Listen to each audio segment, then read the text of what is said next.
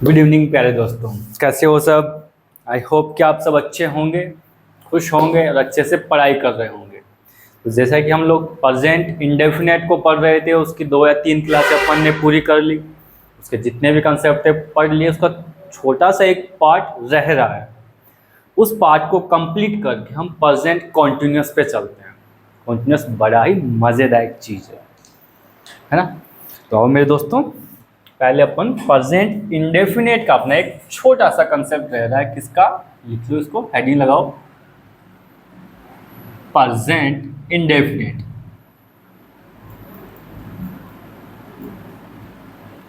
Tense. Present indefinite लगभग वैसे पूरा हो चुका है। उसका एक छोटा सा पार्ट बचा हुआ है। तो कौन सा, पहला तो व्हेन एवर, और एक दूसरा है कौन सा, यूज वर्ब को लिखना है बेटा, यूज वर्ब। इन दो को हमें पढ़ना है, फिर अपना इंडेफिनेट कंप्लीट है, उसके आप क्वेश्चन आंसर्स लगा सकते हो भाई, उसकी प्रैक्टिस आप कर सकते हो। हालांकि मैं खुद करवाऊंगा, ऐसा नहीं है कि नहीं करवाऊंगा। प्रेजेंट इंडेफिनेट की प्रैक्टिस मैं खुद करवाऊंगा। और देखिए, पहले व्हेन एवर को देखते हैं, क्या है ये हमें मीनिंग देता है बेटा, जब भी। इसका मीनिंग देता है हमें जब भी। कैसे, देखो, when ever, when ever my father, when ever my father comes to meet me, he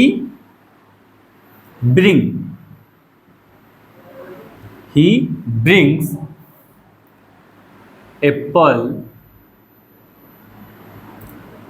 for me। अब यहां देखो क्या कि व्हेन एवर के साथ में, व्हेन एवर के साथ में, यहां देखिए वर्ब की फर्स्ट फॉर्म में क्या है, एस या ईएस। क्यों है, सब्जेक्ट सिंगुलर है, और ये चीज हम प्रेजेंट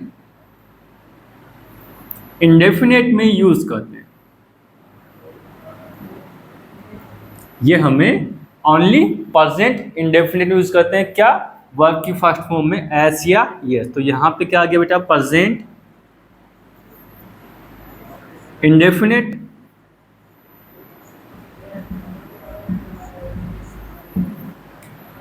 ये बात समझ में। फिर उसके बाद में यहां देखो एक सेंटेंस हो रहा है बेटा, तो ये भी देखो क्या है, वर्ब की फर्स्ट फॉर्म में एस या ईएस का कंसेप्ट लेके आए। क्यों, सब्जेक्ट सिंगुलर है, और ये भी हम प्रेजेंट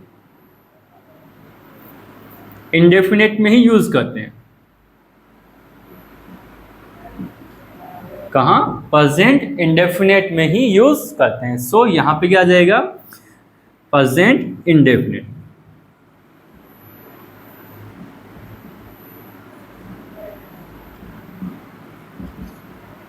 तो आपके लिए कंसेप्ट बन गया, ये आपका क्या बन गया, कंसेप्ट रेडी हो गया आपके लिए। क्या कि व्हेन एवर के साथ में हम प्रेजेंट इंडेफिनेट और प्रेजेंट इंडेफिनेट के दो सेंटेंस यूज करते हैं। व्हेन एवर के बाद में दो सेंटेंस आएंगे, दोनों किस में रहने वाले हैं, प्रेजेंट इंडेफिनेट। इसका मीनिंग क्या निकल रहा है, जब भी मेरे पिताजी आते हैं मुझसे मिलने, वह लाते हैं क्या, एप्पल्स फॉर मी, मेरे लिए। अब एग्जाम में आपको क्या करेगा, इसको कहीं ना कहीं इसमें एरर देगा। सो कैसे दे सकता है, when ever I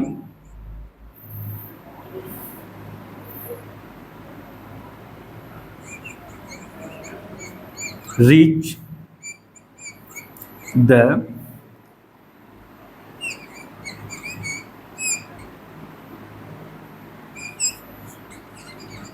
bus stand the bus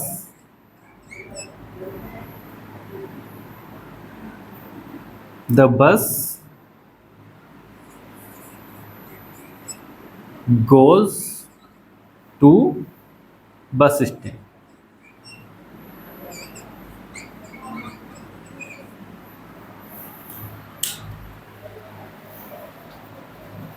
goes out करो बेटा, goes out to bus stand, बाहर चली जाती है, वहां से चली जाती है। अब यहां देखो, ये देखना, तो ये बात समझ में आई आपको? ये आपको समझ में आया कि जब कभी भी पिताजी आते हैं तो वो क्या लेके आते हैं? एप्पल लेके आते हैं, जब कभी भी। तो कहीं ना कहीं उनकी हैबिट है ये कि एप्पल लेके आना। तो किससे दिखाई जा रही है? वो व्हेन एवर के साथ में दिखाई जा रही है।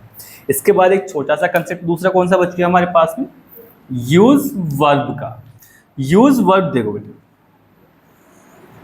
मैं बोलूं I use my car to go anywhere.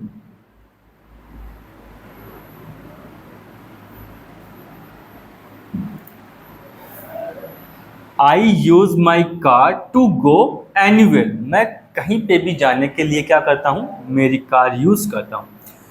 To के साथ वर्ब की फर्स्ट फॉर्म, ये याद रखेंगे भाई, टू के साथ में वर्ब की फर्स्ट फॉर्म आती है ऑलवेज।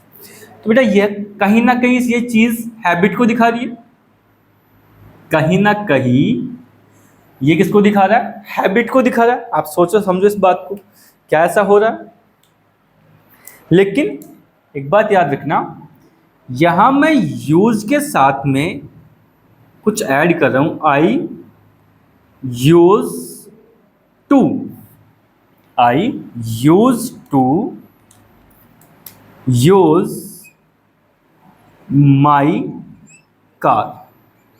आगे का सेंटेंस अपना एज इट इज रहा। तो एक बात बताओ मुझे, इस सेंटेंस में जब मैंने इसका यूज नहीं किया था तब ये ऑलरेडी हैबिट को दिखा रहा है। और यूज टू क्या करता है? हैबिट को दिखाता है। किसको दिखाता है? हैबिट को। कौन? Used to. लिख लो इसके साथ में, यूज जो वर्ब है वो किसको? उपयोग करना, उपयोग करना। लेकिन यूज टू ये क्या करता है? हैबिट को दिखाता है।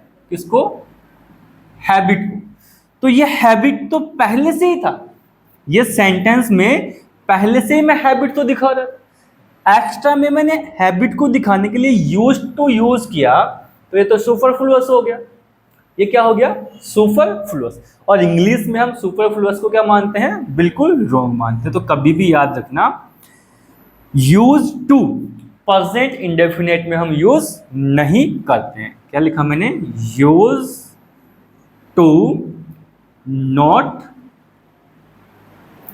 Use in present indefinite.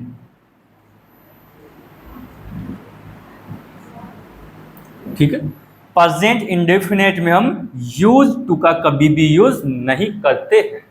तो ये छोटा सा कंसेप्ट था आपका जो रह गया था, रहा नहीं था, मतलब क्लास बड़ी हो गई थी तो फिर मैंने स्किप कर लिया, तो अगले क्लास में पढ़ लें। अब इसके बाद में हम प्रेजेंट कॉन्टिन्यूअस को पढ़ेंगे। आप इसका आराम से स्क्रीनशॉट ले सकते हो अच्छे से, बिल्कुल। अब हम चलेंगे प्रेजेंट कॉन्टिन्यूअस। अब तक की अपनी लगभग इंडेफिनेट की 4 क्लासें हो चुकी हैं। 4 क्लासों को अच्छे से पढ़ो, रिवाइज करो, नोट्स बनाओ, बार बार रिपीट करके देखते रहो उनको, ताकि कंसेप्ट हमें अच्छे से याद हो। और इनकी जो एडवर्ब्स थे, कुछ फिक्स टाइप सेंटेंसेस थे, उनको याद करने के पूरे तरीके मैंने बता रखे, इजी वे में कैसे याद करो। तो लगाओ नई हेडिंग अपनी, present continuous tense, present continuous tense. इसका मतलब होता है क्या, गोइंग ऑन।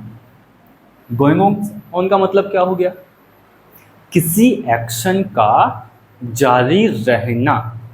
क्या होना, किसी एक्शन का जारी रहना। जैसे मैं पढ़ा रहा हूँ, आप पढ़ रहे हो, तो एक्शन कहीं ना कहीं जारी है। मैं खा रहा हूँ, तो मैं खा रहा हूँ, एक्शन कहीं जा रहा है, जारी है। मैं कहूँ मैं पानी पी रहा हूँ, तो पानी पी रहा हूँ, तो मेरा एक्शन हो रहा है मेरी आंखों के सामने, मेरी आंखों के सामने एक्शन हो रहा है। मैं लिख रहा हूँ, मैं लिख रहा हूँ, मैं लिख रहा हूँ, तो कहीं ना कहीं लिख रहा हूँ, उसमें मेरा एक्शन किस पे है, प्रोग्रेस में है। मैं सो रहा हूँ, मेरा एक्शन प्रोग्रेस में है। मैं प्ले कर रहा हूँ, उसमें भी मेरा एक्शन क्या है, प्रोग्रेस पे है। एक बात बताओ, प्रोग्रेसिव एक्शन कहीं ना कहीं जाके हमारा स्टॉप जरूर होता है, रुकता जरूर है। तो सिंपल सी बात है, प्रेजेंट कॉन्टिन्यूअस में हम क्या करते हैं, टू शो चेंज, इसको ये भी बोल सकते हो, बदलाव को दिखाता है। ये किसको दिखाता है, बदलाव को। कैसे, आपको वैसे बदलाव को कैसे दिखाएगा, देखो बदलाव को कैसे दिखाता है। मैं खा रहा हूँ, क्या मैं खाता ही रहूंगा, अरे नहीं सर, थोड़ी देर बाद जब आपका पेट भर जाएगा, उसके बाद आप खाना बंद कर दोगे, है कि नहीं। मैं खेल रहा हूँ, क्या खेलता ही रहूंगा, अरे सर जब मेरी पारी जो होगी, मेरी जो इनिंग है वो खत्म होगी, तो खेलना बंद हो जाएगा। या टारगेट चेज कर लिया तो खेलना बंद। मैं पढ़ रहा हूँ, क्या पढ़ते ही रहोगे, नहीं, उसके बाद में आप कुछ और एक्टिविटी करोगे। मैं पढ़ा रहा हूँ, भाई पढ़ाता ही रहूँगा क्या, नहीं, मुझे स्टॉप भी करना है। मैं यहाँ से मैं चलना शुरू किया, मैंने ये रुक गया, तो चलना और अब रुक गया, क्या फिर खड़ा ही रहूँगा यहाँ पे, नहीं, मैं बैठूंगा, बैठूंगा वापस से खड़ा हूँगा, पढ़ना शुरू करूँगा। तो बताओ मेरे को, चला, रुका, बैठ गया, तो लगातार मेरे एक्शंस में चेंज आ रहा है। और हम इन चेंज को दिखाने के लिए हम क्या करते हैं, प्रेजेंट कॉन्टिन्यूअस का यूज करते।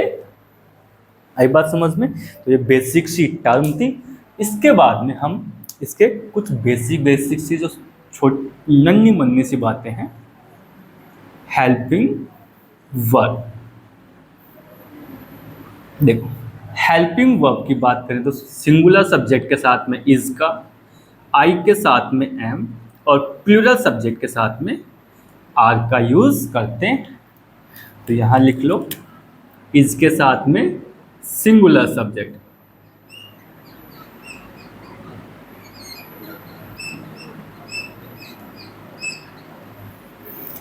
एम के साथ में आई का यूज करते, और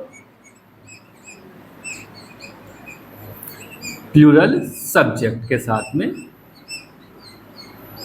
हम क्या करते हैं, आर का यूज करते हैं। इसके बाद आती है हमारी कौन सी, मैन वर्ब। मैन वर्ब में क्या करते हैं हम, फर्स्ट फॉर्म में आईएनजी का यूज करते हैं।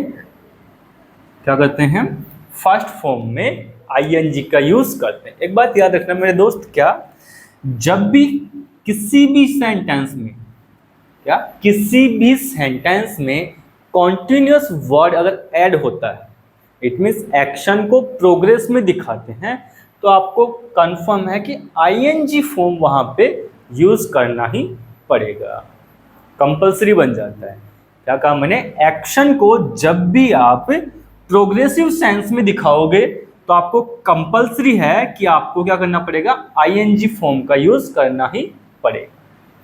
तो अगर मैं इसका एक बेसिक सिंपल सा सेंटेंस बनाऊं तो क्या बन जाएगा मेरा सिंपल सा सेंटेंस, देखो, दे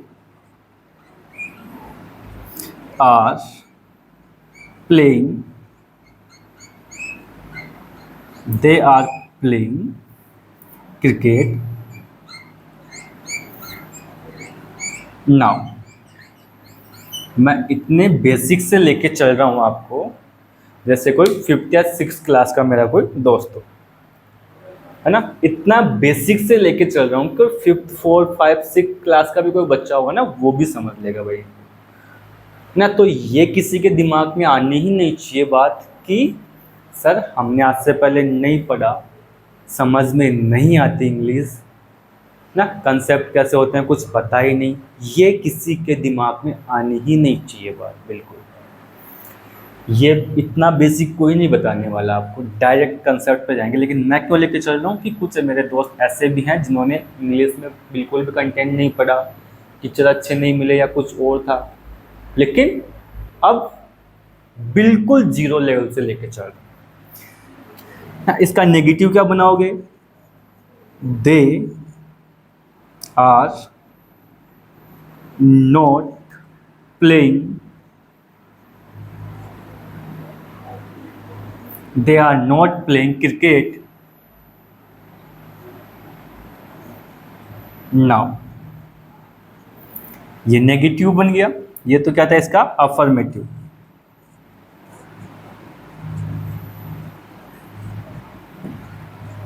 ये कौन सा बन गया? नेगेटिव।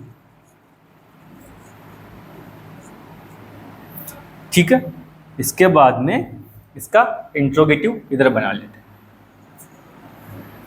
क्या बन जाएगा? Are they playing cricket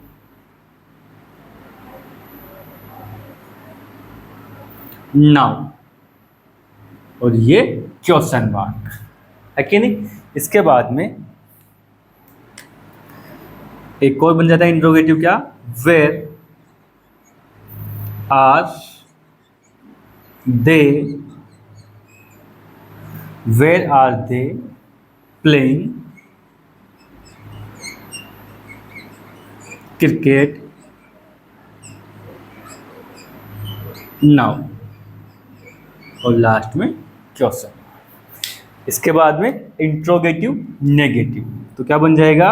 where are they not playing cricket now. अब ये पांचों सेंटेंस मैंने आपको बना के बताया, बिल्कुल आसान, बहुत बहुत ज़्यादा आसान है ना। यहाँ तक की कहानी बहुत बेसिक सी है, जो सबको पता होनी चाहिए थी, और जो मेरे दोस्त पता नहीं था उनको भी समझ में आ गई होगी। इसके बाद हम चलते हैं अपने अगले कंसेप्ट, इसी का एडवर्ब के ऊपर, जो जिस पे एग्जाम में ऑलवेज आपको क्वेश्चन देखे जाएंगे एग्जाम। तो स्टार्ट करते हैं अपना जो मेजर इसका कंसेप्ट है, क्या? एडवर्ब। तो लिखो अपनी हेडिंग, नई हेडिंग लगाओ और इसमें स्टार्ट करो। पहला, adverb of present continuous tense लगाओ। टॉपिक क्या बन गया अपना? Adverb of present continuous tense बन गई अपनी हेडिंग। अब इसी हेडिंग पे हम अपना आगे 40-50 मिनट बातें करने वाले। इन वर्ड्स को देख के हम ये आइडेंटिफाई कर सकते हैं इजीली, क्या आइडेंटिफाई कर सकते हैं इन वर्ड्स को देख के, कि ये जो सामने हमारे सेंटेंस लिखा हुआ है वो प्रेजेंट इंडेफिनेट में होगा, प्रेजेंट कॉन्टिन्यूअस में होगा, या किसी दूसरे टेंस में होने वाला है। ये कहानी हमने प्रेजेंट इंडेफिनेट में भी पढ़ी थी, अब उसे यहाँ भी पढ़ेंगे। तो लिखो, सबसे पहली एडवर्ब कौन सी? टुडे। टुडे, ये टुडे वर्ड बड़ा काम कर रहा है, बहुत मजे लायक वर्ड है। देखो कैसे है।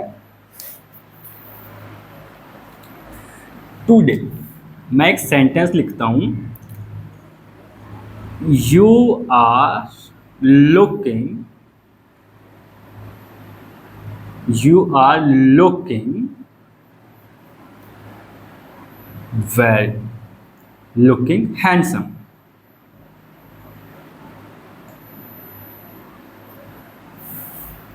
You are looking handsome. अब मेरे को सभी मेरे दोस्त ये बताएंगे जो ये सेंटेंस मैंने लिखा है क्या ये सही है, किसी के लिए ये सेंटेंस बोलना क्या ठीक है। ठीक है, सोचो इस बात का, वजह भी समझ में आएगी क्यों ऐसा हम कहते हैं, और बेसिकली हम बोलते यही हैं, क्या बोलते हम यही हैं, यू आर लुकिंग हैंडसम। मेरा दोस्त आज तो टिकटॉक लग रहा है, क्या रोजाना नहीं लगता? मेरा दोस्त आज तो बड़ा ही मस्त लग रहा है, क्या रोजाना नहीं लगता? मेरा दोस्त आज तो बहुत सुंदर लग रहा है, क्या रोजाना नहीं लगता? इसका मतलब रोजा तो गठिया लगता है, बुरा लगता है, हैंडसम नहीं है, आज ही लग रहा है, क्या आज ही के दिन लगता है? सोचो इस बात को, किसी का अच्छा लगना एक परमानेंट है, आपने उसका कॉन्टिन्यूस बना दिया बेटा। क्या बना दिया? कॉन्टिन्यूस। तो ये बेटा एक तरह से हम इसको अब्यूज बोल सकते हैं। क्या बोल सकते हैं? अब्यूजिंग बोल सकते हैं कि किसी कैंडिडेट के लिए हम ऐसा यूज नहीं कर सकते, है ना। ये सेंटेंस अकॉर्डिंग टू ग्रामर तो ठीक है, लेकिन according to feeling, according to feeling ये क्या नहीं होगा बेटा? सही नहीं होगा, बिल्कुल भी अकॉर्डिंग टू फीलिंग क्या नहीं हो सकता, ये सही नहीं हो सकता। क्योंकि किसी के लिए ऐसा बोलना कि तू आज ही सही लग रहा है, किसी और दिन तो तू नहीं लगेगा, है ना, तो गलत बात। तो देखो बेटा, अब मैं इसी का एक सेंटेंस लेता हूं, क्या? Today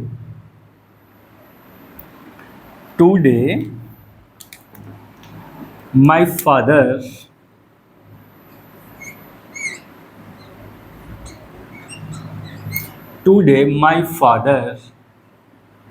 is coming.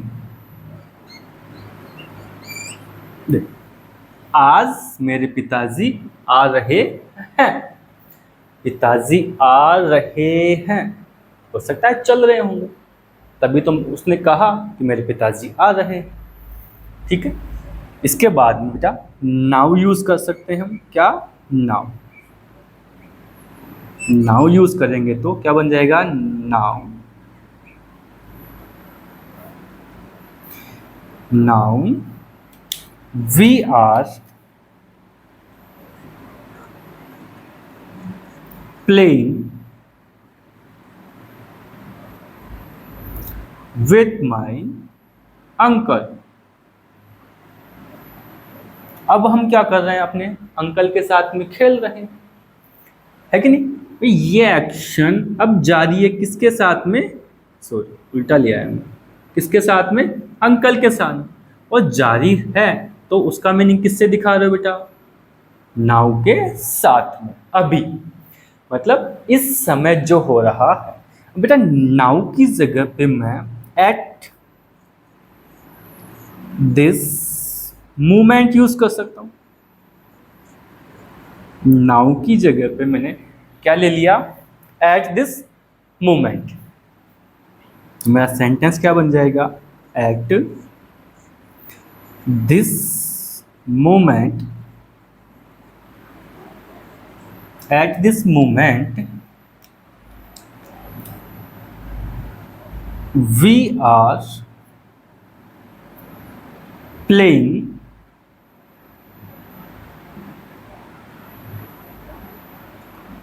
with uncle। अब यहां देखो, यही सेंटेंस सेम मैंने एट दिस मोमेंट के साथ बनाया, दोनों का मीनिंग अब भी एक जैसा है।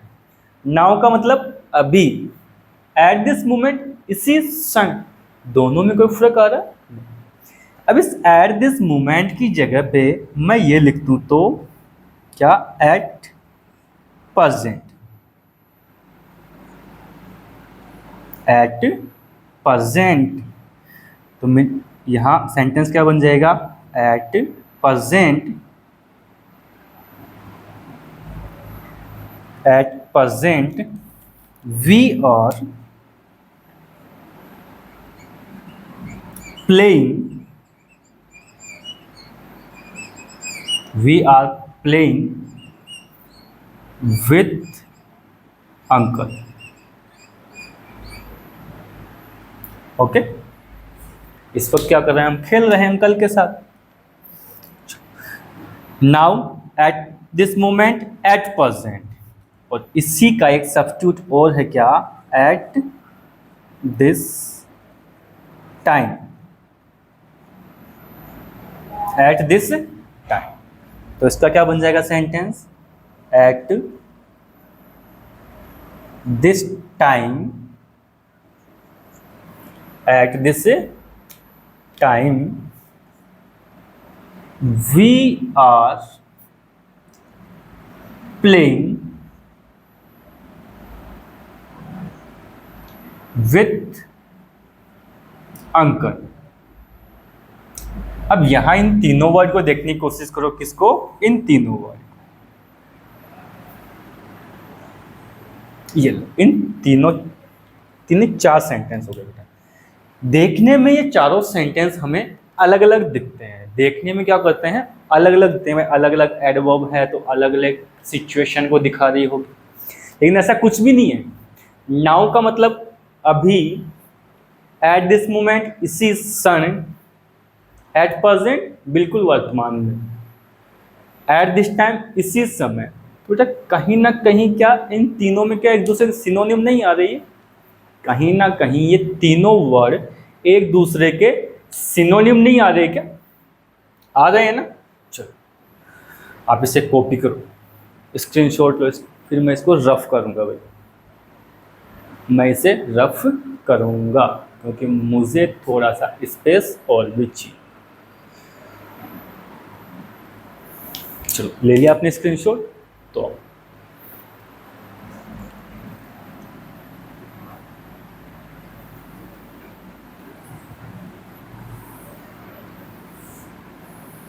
चलो इसे भी रफ कर देते हैं, बाद में लिख लेंगे आखिर।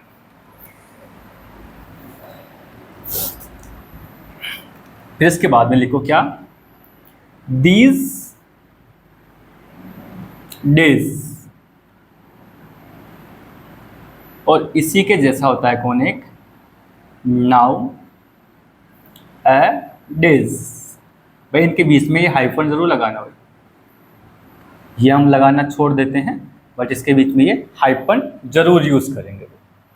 इन दोनों का मतलब होता है इन दिनों, क्या मतलब निकलता है इन दोनों का, इन दिनों। इन दिनों का मीनिंग कैसे, देखो एक सिंपल सा एग्जांपल लेता हूं, बहुत आसान एग्जांपल है, आप आसानी से समझ जाओ इस बात को। कैसे, देखो, माई फादर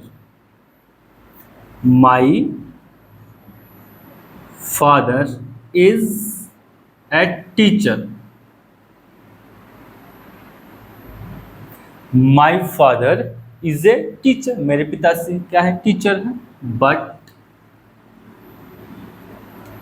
these days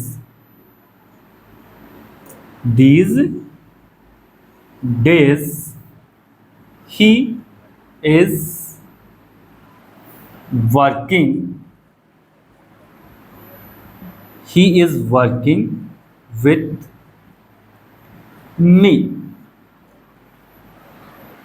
अब आप एक बात बताओ मुझे, पिताजी का परमानेंट एक्टिविटी क्या है, टीचर होना।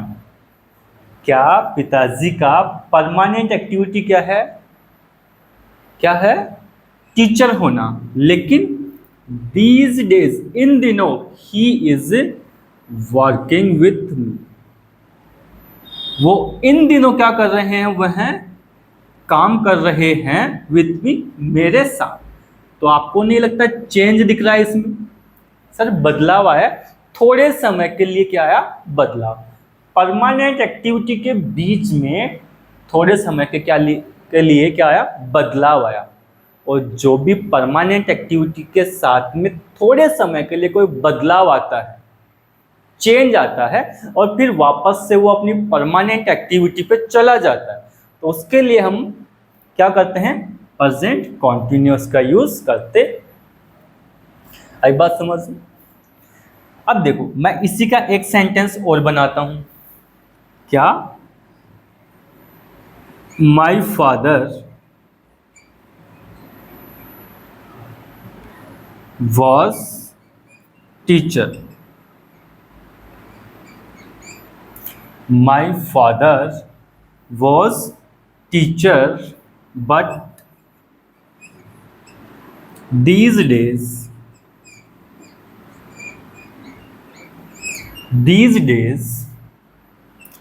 he is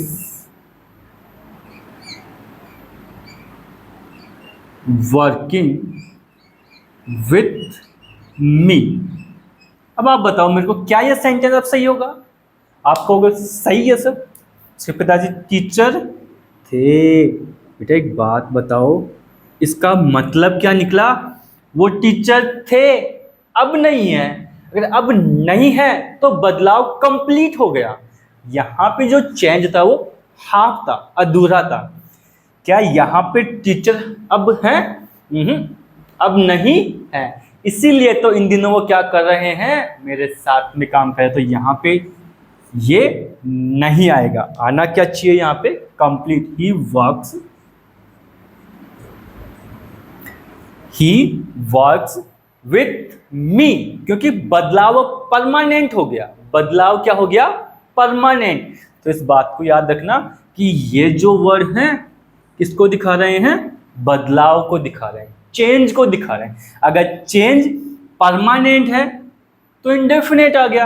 अगर चेंज अभी हाफ है, अधूरा है, थोड़े समय के लिए है, तो क्या आ गया इसमें, कॉन्टिन्यूअस आ गया।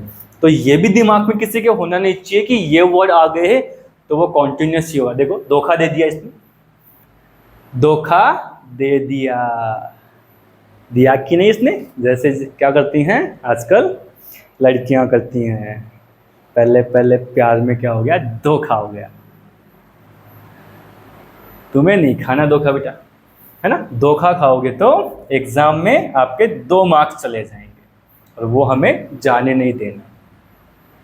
अब यहाँ देखो, दीज डेज के बाद में लिखो क्या, day by day. Day by, बेटा एक बात बताओ, इसको देखने के बाद में, डे बाई डे, इसको देखने के बाद में क्या आप मुझे इस सेंटेंस के बारे में बता सकते हो क्या? देखिए, he is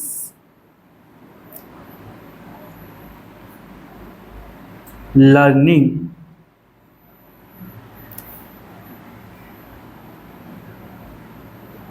he is learning his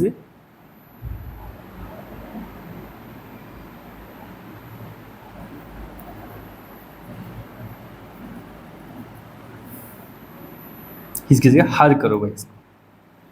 She is learning her day by day। अरे वाह, ये हुई ना बात, यहाँ आएगा मजा। देखो, वह उसे सीख रहा है, मतलब जानना, किसी को पहचानना, समझना। कैसे? दिनों दिन, डे बाय डे, दिनों के साथ में। अरे किसी के साथ हम टच पे रहते हैं तो उसके बारे में लगातार सीख रहे हैं, है कि नहीं? लगातार किसी चीज के बारे में क्या करना, सीखना, that is day by day. लगातार किसी चीज में इंक्रीज होना, डे बाय डे इंक्रीजिंग, है ना। तो ऐसी एक्टिविटीज के साथ में हम क्या करते हैं, प्रेजेंट कॉन्ट में धीरे धीरे उसके नॉलेज में, उसके व्यवहार में, उसके बारे में जो इंफॉर्मेशन थी वो क्या हो रही थी, बढ़ रही थी, सीखा जा रहा। तो हमने क्या यूज कर लिया, डे बाय डे का यूज कर। आगे बात समझ में, अरे आई कि नहीं आई, तो इसका स्क्रीनशॉट लो। अब मैं सारी एडवर्ब्स को एक साथ लिखता हूँ, सभी की सभी एडवर्ब्स को क्या करते हैं, हम एक साथ लिखने की कोशिश करते हैं और फटाफट से उनको रिवाइज कर लें ताकि हमें अब वो याद हो जाए। फिर अपनी क्लास को यहीं पे ख़त्म करेंगे। These days, nowadays, now, today,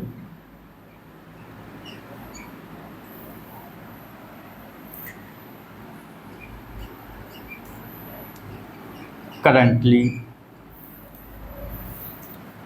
at present,